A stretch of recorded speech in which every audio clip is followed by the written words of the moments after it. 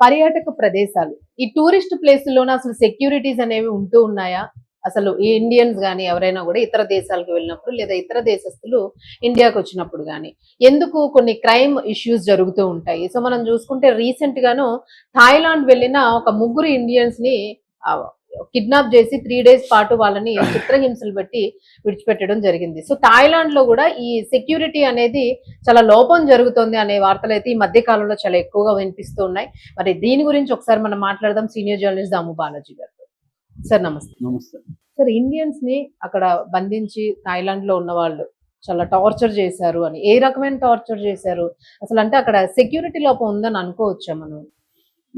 మామూలుగా ఈ మధ్య కాలంలో థాయిలాండ్ ప్రభుత్వం టూరిజాన్ని ప్రోత్సహించడం కోసం మన దేశం నుంచి వెళ్లే వాళ్ళకి వీసా కూడా అరైవల్ వీసా పెట్టింది. ముందుగా మనం వీసా తీసుకోవాల్సిన అవసరం లేదు, అక్కడికి పోయినాక ఇస్తారు. సో అలాగా ప్రోత్సాహం బాగా చేస్తుంది. అందువల్ల మన వాళ్ళు కూడా ఎక్కువ పోతున్నారు. రెండోది అక్కడ మసాజులు కావచ్చు, రొమాన్స్ ట్రిప్పులు కావచ్చు. ఎందుకంటే జలుబు తలనొప్పి ఒళ్ళు నొప్పుల నుంచి ఉపశమనం శాస్త్రీ బామ్. జలుబు తలనొప్పి ఒళ్ళు నొప్పుల నుండి ఉపశమనం శాస్త్రీ బామ్ ఇప్పుడు ₹5 ప్యాక్ లో కూడా. అంటే సెక్స్ టూరిజం అనేది వెరీ పాపులర్ థాయిలాండ్ లో. అట్లాగే మసాజులు, షాపింగ్ కూడా అక్కడ బాగుంటది. సో అలాగా చాలా మంది ఇండియన్స్ అంటే మన ఒక స్టేట్ నుంచి ఇంకొక స్టేట్ కి పోయేట్టుగా థాయిలాండ్కి వెళ్ళిపోతుంటారు. చాలా మంది చిన్న బ్యాగ్ కొనుక్కోవడానికి కూడా థాయిలాండ్కి వెళ్తారు. బ్యాంకాక్ అని కామెడీ ఉంది. సో అలాగే వెళ్తా ఉంటారు. సో మామూలుగా ఎక్కువ మంది ఏంటంటే ఈ రొమాన్స్ అండ్ ఈ మసాజులు, వీటికి హ్యాపీ ఎండింగ్ మసాజులు ఇవి చేసుకోవడానికి వెళ్తుంటారు యూత్ ముఖ్యంగా. వీళ్ళు కూడా అలాగే నార్త్ ఇండియా నుంచి ముగ్గురు కుర్రవాళ్ళు, హిమాంషు, ఆశీష్ అండ్ మెగిద్, 23, 24, 26 ఏళ్ళు ముగ్గురు కుర్రవాళ్ళు 21వ తేదీ 5 గంటలకి అక్కడ సముత్ ప్రావిన్స్ అని ఉంటది, అందులో సువర్ణభూమి ఎయిర్పోర్ట్, అది పాపులర్ ఎయిర్పోర్ట్. ఆ ఎయిర్పోర్ట్ లో 5 గంటలకు మార్నింగ్ దిగారు. అక్కడ వాళ్ళు ఎవరితోనూ మాట్లాడుకున్నారు. చీప్ ప్యాకేజ్ దొరికింది వాళ్ళకి. 7 రోజులకి 70,000 బాతులు. 70,000 బాత్ అంటే థాయ్ బాత్, ఒక బాత్ ఈజ్వల్ టు ₹2.86. సో ఆ రకంగా 1.99 lakhs అంటే 2 lakhs 2 lakhs ప్యాకేజ్ మాట్లాడుకున్నారు 7 రోజులకి. రూము అన్ని అదే తక్కువకి వచ్చింది కాబట్టి సో బాగా తక్కువకి వచ్చింది, అన్ని ఇన్క్లూడ్ అనేసి వెళ్ళారు. అంటే దీంట్లో రొమాన్స్, తర్వాత టూరు, మసాజులు, హౌసింగ్ అన్ని కలిపి 2 lakhs ముగ్గురు కంటే హ్యాపీగా వెళ్ళారు. వెళ్ళినాక వీళ్ళని సుకుమెట్ హైవే అంటారు. సుకుమెట్ హైవేలో పటాయా తీసుకెళ్లారు. థాయిలాండ్ అంటాను పటాయాలో ఎక్కువగా ఇది బాగుంటది. బ్యాంకాక్ ఏమో షాపింగ్ కి, పటాయా ఏమో ఎక్కువగా రొమాన్స్, అక్కడ సముద్రం ఉంటది, అలాగా తిరగడానికి వెళ్ళారు. అక్కడ వీళ్ళని నాంగ్రూ అనే ఒక ప్లేస్ లో మ్యాప్ టాప్ రోడ్డు అక్కడ ఆగారు కారు. అక్కడ నుంచి ఒక ఇండియన్ వచ్చాడు. ఇండియన్ వచ్చి వీళ్ళని హిందీలో మాట్లాడిచ్చి బైక్ మీద ఒక్కొక్కరిని ఒక హౌస్ లేకి తీసుకెళ్లాడు. అది 2 స్టోరీడ్ హౌస్, 2 అంతస్తుల ఇల్లు. సో వీళ్ళని ఫస్ట్ ఫ్లోర్ లో పెట్టారు తీసుకెళ్లి. అక్కడ వీళ్ళు ముగ్గురు వెళ్ళగానే వాళ్ళ మీద అటాక్, ఒక 4 పాకిస్తానీ వాళ్ళని వీళ్ళు చెప్తున్నారు. సో ఒక 4 అటాక్ చేసి వాళ్ళని కత్తులతో బెదిరించి వాళ్ళని కట్టేశారు, కాళ్ళు చేతులు కట్టేసి వాళ్ళని నేల మీద బోర్లా పడుకోబెట్టారు. ఆ తర్వాత మళ్ళీ బెడ్ల మీద తల్ల కిందలుగా పడుకోబెట్టి అక్కడ నుంచి వీళ్ళని రంగు పూసారు, వాళ్ళ మీద ఎర్ర రంగు గాయపరిచినట్టుగా పూడ్చి కొంత కొట్టారు కూడా.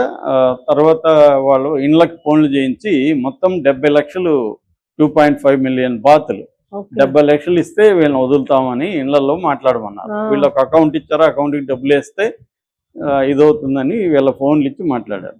వాళ్ళు ఆ ఫోన్ ట్రేస్ చేద్దామంటే అది దుబాయ్కి వెళ్తుంది ఫోన్, ఎవరు ఇక్కడ ఇండియాలో వాళ్ళ బంధువులు. సో వాళ్ళకి ఇలాగా వారం రోజులు కొడుతున్నారు, తిండి లేదు, టాయిలెట్లకు వదలట్లేదు, నీళ్లు కూడా ఇవ్వట్లేదు. ఇలాగా కొడుతూ వీళ్ళని మడమలు ఇవన్నీ కట్టేశారు కదా, మొత్తం గాయాలతో ఇదైపోయింది. అలాగా చేస్తున్నారు. దాంతో వీళ్ళ బంధువులు 70 లక్షలు ఇచ్చే పరిస్థితిలో లేరు వాళ్ళు.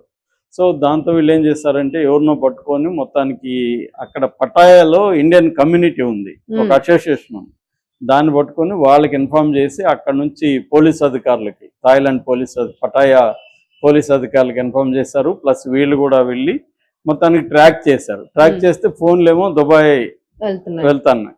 మొత్తానికి వాళ్ళు ఎలానో ట్రాక్ చేసి ఇంటి మీద రైడ్ చేశారు. రైడ్ చేసే లోపల వాళ్ళు పారిపోయారు 5 మంది. అంటే ఒక ఇండియను మిగతా 4 పాకిస్తాన్ అని వీళ్ళు చెప్తున్నారు. సో వెళ్ళిపోయినాక వీళ్ళని విడుదల చేసి వాళ్ళకి ముందుగా మెడికల్ ట్రీట్మెంట్ ఇచ్చి తర్వాత వాటర్ అది ఇచ్చి ఫుడ్ పెట్టి కొంత ఇది చేసినాక అప్పుడు వీళ్ళు మొత్తం మళ్ళీ ట్రాక్ చేశారు. ట్రాక్ చేస్తే యాక్చువల్గా వీళ్ళు పాకిస్తానీలు కాదు, సిక్కు పంజాబ్ వాళ్ళు వీళ్ళు ఈ 5 మంది. ఓకే. సో ఒక మొత్తం పంజాబ్ వాళ్ళు, ఒక హిందూ, ఒక 4 సిక్కులు, ఒక హిందూ, ఇండియన్స్ వీళ్ళందరూ. సో వీళ్ళు అక్కడ ఎప్పటి నుంచో ఉన్నారు. కానీ వీళ్ళ గైడెన్స్ అంతా కూడా దుబాయ్ నుంచి జరుగుతుంది.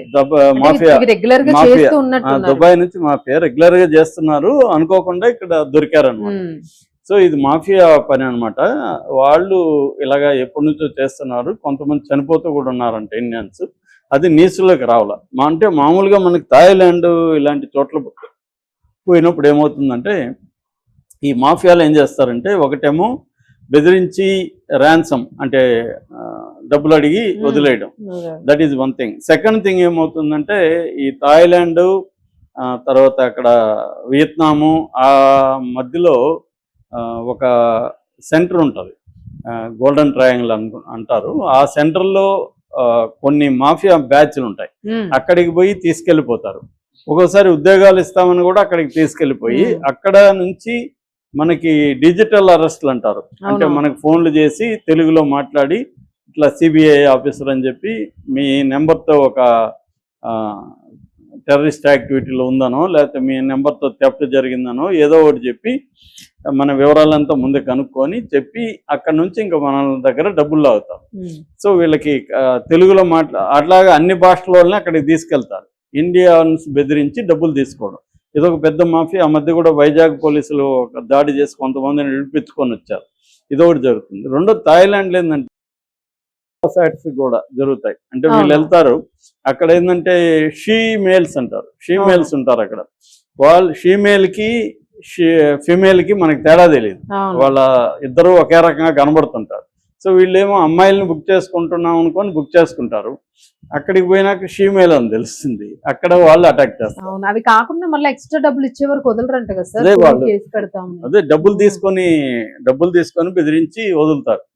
దాని తర్వాత ఒక్కోసారి హోటల్లో తీసుకెళ్తారు. హోటల్లో తీసుకెళ్లి బుక్ చేసి వీళ్ళని స్నానం చేయిస్తారు. స్నానం చేయించినాక వాళ్ళు రొమాన్స్ అయ్యేటప్పుడు వాళ్ళే పసులు పూసుకుంటారు ఒంటికి. వీడికి అది తగిలి వీడు సొరదప్పిపోతారు. సొరదప్పినప్పుడు వ్యాలెట్ అవన్నీ ఎత్తుకొని వెళ్ళిపోతారు. అందుకని కొన్ని పెద్ద హోటల్లో ఇటువంటి అమ్మాయిలు బుక్ చేసుకున్నాడు. ఇప్పుడు ఆ అమ్మాయిల ఐడీలు అవన్నీ తీసుకుంటారు, వాళ్ళ ఫోటోలు, అడ్రస్లు అన్నీ హోటల్లో రిసెప్షన్ లో తీసుకున్నాకే గదికి పంపిస్తారు. కానీ వీళ్ళు చీప్కి వెళ్తారు చూడండి. ఇప్పుడు అక్కడ పటాయ పోలీసులు అదే చెప్తున్నారు, మీరు చీప్ ప్యాకేజీలు నమ్మకండి, ఎంబసీతో రిజిస్ట్రేషన్ ఉన్న టూర్ ప్యాకేజీలో మాత్రమే బుక్ చేసుకోండి. అంటే మన వాళ్ళు ఇప్పుడు 3 కుర్రాళ్ళు వెళ్ళారు, వీళ్ళు మాక్సిమం తక్కువ డబ్బులు ఎక్కువ ఎంజాయ్ చేసి రావాలని కదా ఉంటది. సో దాంతో వీళ్ళు చీప్ ప్యాకేజీలకి అట్రాక్ట్ అవుతారు. వాళ్ళు కూడా ఇది తెలుసు కాబట్టి చీప్ ప్యాకేజీలు ఇచ్చి మేము ఇంత తక్కువలో మీకు ఇన్ని ఇస్తాము అని చెప్పి వాళ్ళని లూర్ చేసి అటాక్ చేస్తారు. సో అందుకని థాయిలాండ్ వెళ్ళే వాళ్ళకి ఏంటంటే వీళ్ళు పోలీసులు చెప్తున్నది చీప్ ప్యాకేజీలకి అట్రాక్ట్ అవ్వకండి, చెక్ చేసుకోండి వాళ్ళు థాయ్ ఎంబసీలో ఉన్నారా లేదా, లేకపోతే ఎవరన్నా మన వాళ్ళు వెళ్ళి ఉంటే చెక్ చేసుకోవడం. అంటే ఇండియన్స్ అని నమ్మితే ఇప్పుడు ఇండియన్సే చేసింది, థాయిలాండ్ వాళ్ళు కాదు. థాయిలాండ్ వాళ్ళు చేస్తే అదొక వేరే. అక్కడ యాక్చువల్ గా టూరిస్ట్ పోలీస్ కూడా ఉంటదండి. కానీ వీళ్ళు పోయి ట్రాప్లకి వెళ్ళిపోయారు. అంటే ఎయిర్పోర్ట్ నుంచే వెళ్ళిపోయారు వాళ్ళ ట్రాప్లకి. అంటే ఈ మధ్య ఏమవుతుందంటే మన వాళ్ళు ఆన్లైన్ లో బుక్ చేసుకుంటారు, ఎయిర్పోర్ట్ నుంచే వాళ్ళు పికప్లు చేసుకొని అన్ని అక్కడ నుంచి స్టార్ట్ అవుతుంది. ఒకసారి మనం బుక్ చేసుకున్న అమ్మాయి కూడా ఎయిర్పోర్ట్ కే వస్తుంది. సో ఎయిర్పోర్ట్ నుంచి వీళ్ళని స్వాగతించి తీసుకెళ్తారు. అలాగా వీళ్ళు ఇరుక్కున్నారు కుర్రాళ్ళు. మేబీ అట్లా వీళ్ళు ఇరుక్కున్నారు. మొత్తానికైతే ప్రాణాలతో బయటపడ్డారు. చాలా సార్లు బయటపడే పరిస్థితి కూడా ఉండదని చెప్తున్నారు. అందుకని ఇటువంటి ప్లేసులకు పోయేటప్పుడు అన్ని రకాల క్రైమ్ ఎక్కడ ఉంటది, ఏ క్రైమ్, ఇవన్నీ కూడా ఆన్లైన్ లో మనం స్టోరీలు చాలా ఉంటాయి. సో చెక్ చేసుకొని ప్రాపర్ గా డబ్బులు పోయినా కూడా సేఫ్టీ ఇంపార్టెంట్, సేఫ్టీకి ఫస్ట్ ఇంపార్టెన్స్ ఇచ్చి వెళ్ళాలి. అది లేకుండా ఏదో తక్కువలో ఎక్కువ ఎంజాయ్ చేద్దామని గ్రీడ్కి వెళ్తే ఒక్కోసారి ఇలాంటివి ఎదురయ్యే అవకాశాలు ఉన్నాయి. Thank you.